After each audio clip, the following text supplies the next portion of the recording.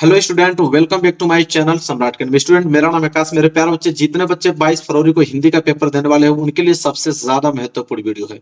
आज वीडियो में मेरे प्यारे बच्चों बताने वाला हूं कि महत्वपूर्ण निबंध। आपको मालूम है कि हिंदी के पेपर में सबसे ज्यादा अगर नंबर का पूछा जाएगा तो निबंध जो कि 7 नंबर का पूछा जाता है।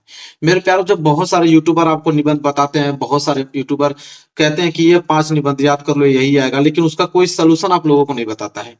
सोल्यूशन बताता भी है तो इतना हार्ड बता देता है कि किताब से भी ज्यादा हार्ड हो जाता है। लेकिन आज की वीडियो में मेरे प्यारे बच्चों, मैं आप लोगों को 3 ऐसे निबंध बताऊंगा जो कि सबसे ज्यादा सिंपल बताने वाला हूं, जो मैं कहीं से देखा नहीं हूं, ना किसी किताब से देखा हूं, ना किसी गाइड से देखा हूं। मैं अपने मन से खुद इतना सिंपल बना के लेकर आया हूं कि अगर ये 3 निबंध अगर आप लोग याद कर लेते हो, एक बार देख भी लोगे ना, तो आपके दिमाग में छप जाएगा। देखो मेरे प्यारे बच्चों, निबंध को कोई याद नहीं करता है। दुनिया को कोई ऐसा लड़का नहीं होगा कि जो हूबहू निबंध याद करके जाए और एग्जाम में लिख कर चले आए।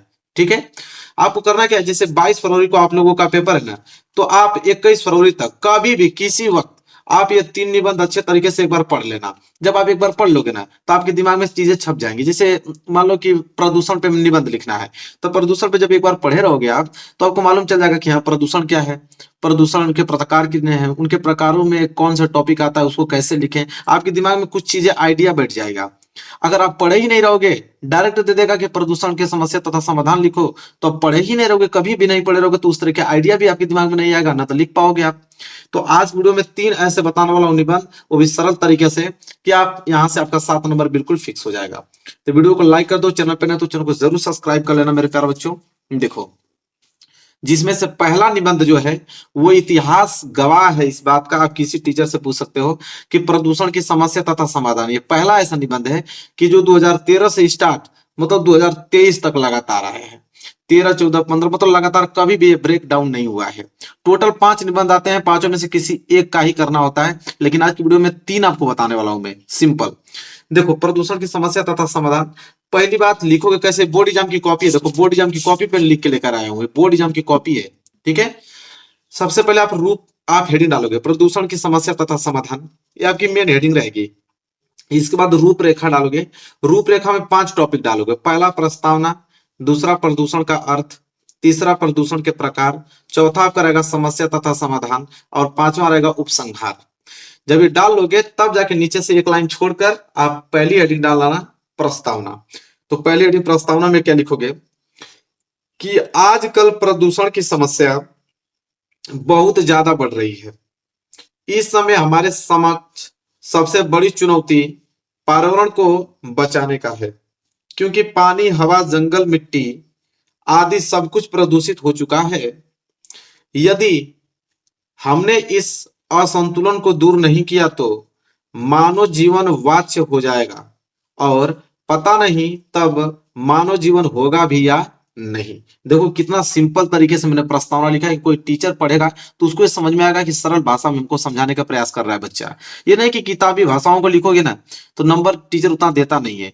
अपने मन से लिखोगे, उसको समझा कर लिखोगे, तो टीचर पूरा का पूरा नंबर देगा आपको। अब दूसरे हेडिंग क्या डालोगे? प्रदूषण का अर्थ। लिखोगे कि बढ़ती जनसंख्या पर्यावरण के संतुलन को बिगाड़कर दूषित कर देते हैं। यह गंदा वातावरण जीवनधारियों के लिए क्या होते हैं? हानिकारक है। इसके बाद तीसरी हेडिंग क्या रहेगी? प्रदूषण के प्रकार। इसमें लिखोगे कि मुख्य रूप से प्रदूषण के 4 प्रकार हैं। कौन कौन से? तो पहला प्रकार आप डालोगे वायु प्रदूषण। अब वायु प्रदूषण में लिखोगे कि यह सबसे खतरनाक प्रदूषण है। वायु प्रदूषण का मुख्य कारण उद्योगों और वाहनों से निकलने वाला धुआं है। वायु प्रदूषण के कारण वायुमंडल में कार्बन डाइऑक्साइड की मात्रा बढ़ रही है। इससे पृथ्वी के ऊपर वाला ओजोन गैस का सुरक्षा चक्र बुरी तरह से प्रभावित हो रहा है। अब देखो हमने कितना सिंपल तरीके से लिखा है, जो जो आम भाषा में मैंने लिख के बताया हुआ है। ये कोई टीचर पढ़ सकता है, कोई बच्चा याद भी कर सकता है। ठीक है, इसी प्रकार दूसरी रहेगा जल प्रदूषण। जल प्रदूषण क्या है कि उद्योगों और घरों से निकला हुआ कचरा कई बार नदियों और अन्य जल स्रोतों में मिल जाता है, जिससे यह उन्हें प्रदूषित कर देता है, और जल प्रदूषण के कारण अनेक बीमारियां पैदा होती हैं। सिंपल है, समझ में आ गया आप लोगों को? चलो आगे अगर हम बात करें तो तीसरा है मृदा प्रदूषण। लिखेंगे कि मिट्टी में होने वाले प्रदूषण को मृदा प्रदूषण कहते हैं। वह मुख्यतः खेती में अत्यधिक कीटनाशक का उपयोग करने से या ऐसे पदार्थ जिसे मृदा में नहीं होने चाहिए उसके मिलने पर होती हैं, जिन्हें हम क्या बोलते हैं, मृदा प्रदूषण। उसी में एक लाइन लिख लेना, शहरीकरण और औद्योगिकरण बढ़ने से मृदा प्रदूषण बढ़ रहा है। ठीक है, चलिए आगे बात कर लेते हैं। चौथा कौन सा है, ध्वनि प्रदूषण। ध्वनि प्रदूषण किसी भी प्रकार के अनुपयोगी ध्वनि को कहते हैं। इस प्रदूषण से मानव और जीव जंतुओं को परेशानी होती है। कल कारखानों का शोर, यातायात का शोर, मोटर गाड़ियों की आवाजें, लाउड स्पीकरों का कर्ण भेदक ध्वनि आदि से यह प्रदूषण होता है। चलो अब चौथा क्या था, हेडिंग प्रदूषण की समस्या। तो चौथा प्रदूषण की समस्या डालेंगे, लिखेंगे कि प्रदूषण के कारण मानव के स्वस्थ जीवन को खतरा पैदा हुआ है। प्रदूषण के कारण मानव खुली हवा में लंबी सांस लेने के लिए तरस रहा है। प्राकृतिक असंतुलन पैदा हो रहा है। कई तरह के जीव और प्रजातियां प्रदूषण के कारण विलुप्त होने जा रही हैं। ठीक है, विलुप्त होते जा रही है, यहाँ पे होते लिखेंगे और सेंटेंस अच्छा लगेगा, विलुप्त होते जा रही है। ठीक है, अगली हेडिंग रहेगी प्रदूषण का समाधान। अभी हमने समस्या देखा, उसका समाधान भी देखना पड़ेगा। तो प्रदूषण का समाधान देखो, प्रदूषण कम करने के लिए हमें लोगों में जागरूकता पैदा करनी होगी। वनों के विनाश को क्या करना होगा, रोकना होगा। अधिक से अधिक पेड़ लगाने होंगे। वर्षा के जल को संचित करके उसका पुनः उपयोग करना चाहिए। सरकार के खिलाफ अभियान चलाने होंगे। ठीक है, अब लास्ट हेडिंग आपका रहेगा उपसंहार। प्रदूषण एक बहुत गंभीर समस्या है।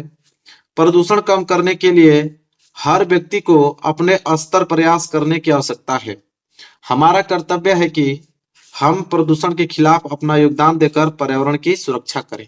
अगर कहीं गलत भी हो जाता है, जैसे गलत हो गया, तो आप बस सिंगल एक लाइन इस तरह डॉटेड कर दो। गलत अगर बीच में कहीं लिख दे रहे हो तो सिंगल लाइन डॉटेड कर दो। लेकिन मैं कहूंगा कि गलत हो जा रहा है तभी भी उसको छोड़ दो। ठीक है, इस तरह देखो देखने में गंदा लगेगा, लेकिन आप छोड़ दोगे तो एग्जाम में उसको समझ नहीं पाएगा। बस आपकी हेडिंग देख के उसको चेक कर देगा। क्लियर है ना आप लोगों को?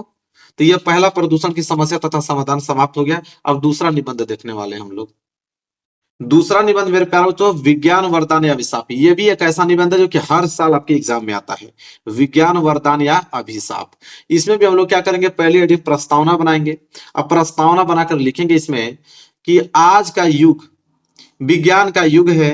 छोटी से छोटी वस्तु से लेकर बड़ी से बड़ी वस्तु तक जो भी आज हम जीवन में उपयोग में ला रहे हैं, विज्ञान की देन है। ये वस्तुएं इतनी अधिक है कि इनका नाम तक गिन पाना सरल नहीं है। छोटी सी सुई, धागा, बटन, कागज, पेंसिल, पेन आदि सारी वस्तुएं विज्ञान के कारण ही हमें आज प्राप्त हैं। ये प्रस्तावना में देखो कितना सिंपल लिखा है।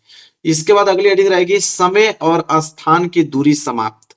इसमें लिखोगे कि विज्ञान ने समय और स्थान की दूरी समाप्त कर दी है।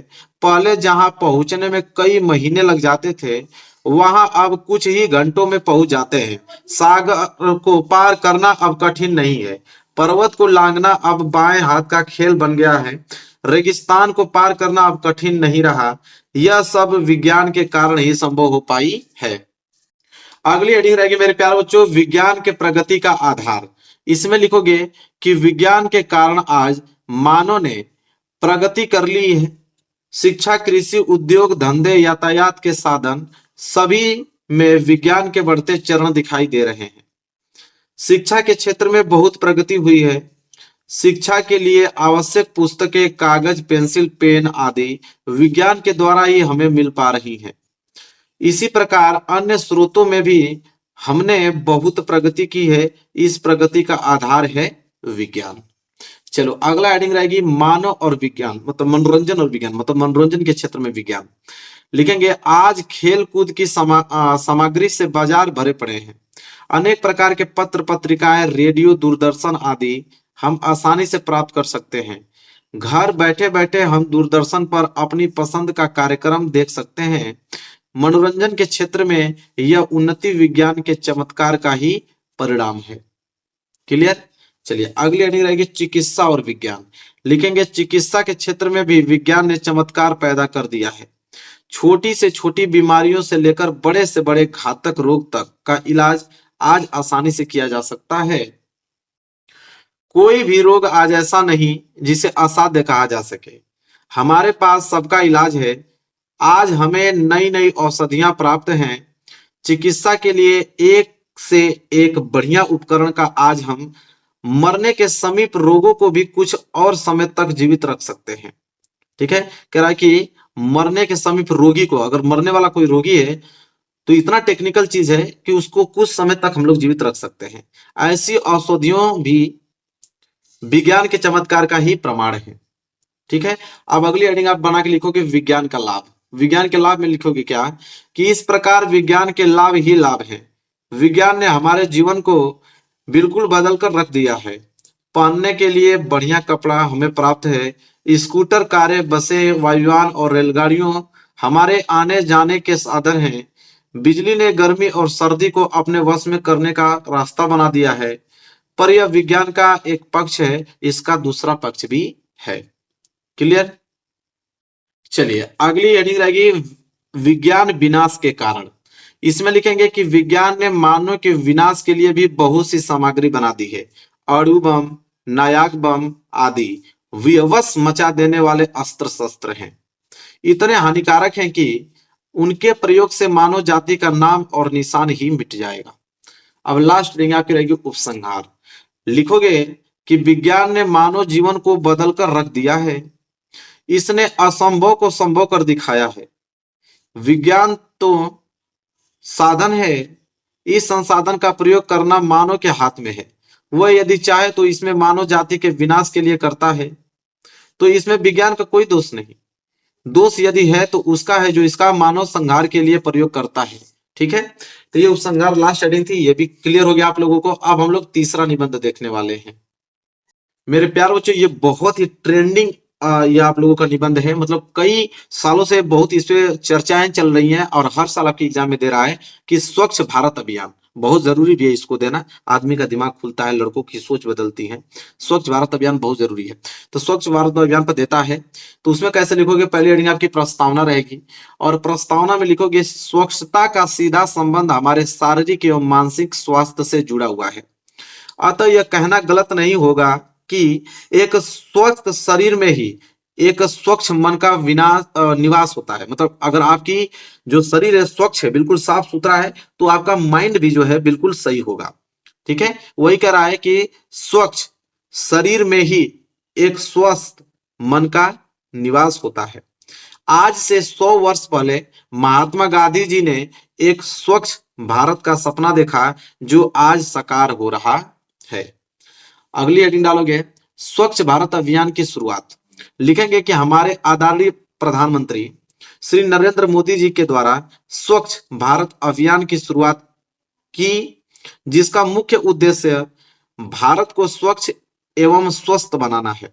हमारे प्रधानमंत्री द्वारा इस अभियान का शुभारंभ 2 अक्टूबर 2014 में महात्मा गांधी जी के जन्मदिन के दिन किया गया था और उसी दिन इसके समापन की तिथि 2 अक्टूबर 2019 को गांधी जी के 150वें जन्मदिन के दिन निर्धारित की गई।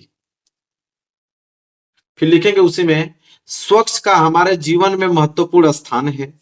अगर हम स्वच्छ और सुंदर माहौल में ना रहें तो हमें गंदगी से अनेक प्रकार की बीमारियों और परेशानियों का सामना करना पड़ता है, जिसके लिए हम सभी यही सोचते हैं अपने घर और आसपास की सफाई रखें, लेकिन सफाई करने के बाद कूड़े कचरे को इधर उधर फेंक देते हैं। हम ऐसे तो अपने घर साफ रखते हैं, तो क्या हमारी जिम्मेदारी नहीं बनती है कि हम अपने देश को भी साफ रखें? कूड़े को यहाँ वहां न फेंककर कूड़ेदान में डालें। स्वच्छता भक्ति के बाद दूसरी सबसे महत्वपूर्ण चीज है गांधी जी के अनुसार कि जब तक आप झाड़ू लगाकर और बाल्टी अपने हाथों में नहीं लेते तब तक अपने गांव एवं कस्बे को स्वच्छ एवं स्वस्थ नहीं कर सकते। स्वच्छ भारत अभियान की शुरुआत स्वयं हमारे प्रधानमंत्री जी ने झाड़ू लगाकर के की थी। अब लास्ट हेडिंग मेरे प्यारे बच्चों उपसंहार है।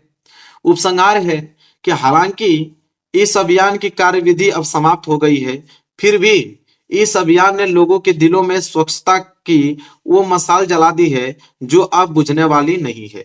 यदि हम सब स्वच्छ भारत अभियान की अपने जीवन का एक हिस्सा बना लेते हैं तो वह दिन दूर नहीं जब भारत का सिर्फ एक शहर ही नहीं अपितु संपूर्ण भारत स्वच्छ भारत का सपना भी सच हो जाएगा। अब मेरे प्यारों, जो 3 हमने निबंध आपको बताया, 3 तो बहुत काफी हैं। एक ही तो करना होता है एग्जाम में, और तीनों को हमने बताया बहुत सिंपल तरीके से बताया है। अब आसानी से करके 7 नंबर पूरा का पूरा लेकर एग्जाम में चले आना, क्योंकि इतना आसान कोई बताएगा नहीं पूरे यूट्यूब चैनल पे। तो मेरे प्यारे बच्चों, वीडियो को शेयर कर देना, जो भी आपके फ्रेंड होंगे उनको हेल्प मिल जाएगी।